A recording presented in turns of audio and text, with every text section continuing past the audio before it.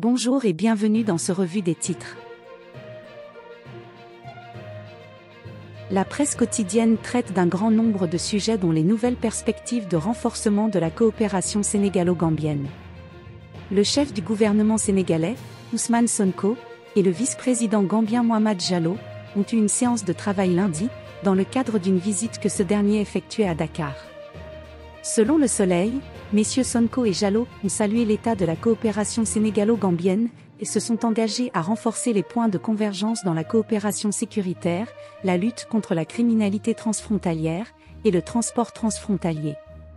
Le Soleil rapporte également qu'ils entendent redynamiser le secrétariat permanent sénégalo-gambien, véritable colonne vertébrale de cette coopération. Le quotidien 24 heures souligne que Dakar et Banjul ouvrent de nouvelles opportunités. Plusieurs journaux, tels que Sud Quotidien, reviennent sur le débat sur le port du voile à l'école après des déclarations du Premier ministre Ousmane Sonko, qui ont ramené ce sujet au devant de l'actualité. Sud Quotidien note que près de 5 ans après la polémique née de la décision de l'institution Sainte-Jeanne d'Arc d'interdire le port du voile à ses pensionnaires, Sonko a déclaré que l'État n'accepterait plus que les filles portant le voile soient récusées dans certains établissements. L'AS rapporte que la lettre de l'abbé Latir Ndiaye, en réponse à la sortie du Premier ministre, continue de faire couler beaucoup d'encre et considère que cette polémique est l'arbre qui cache la forêt. Besbi Le Jour rappelle qu'une polémique similaire avait éclaté en 2009, impliquant l'ancien président Abdoulaye Wade. Le mandat souligne les sorties de plus en plus nombreuses et peu convaincantes du chef du gouvernement. Critiques estiment que le nouveau pouvoir entretient plusieurs fronts et que les discours du Premier ministre suscitent souvent la polémique, le décrivant comme « va-t-en-guerre », belliqueux et menaçant.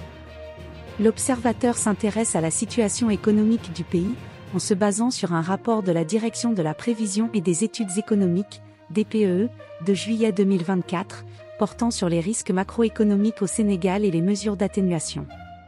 Maintenant nous passons aux revues de sport en images.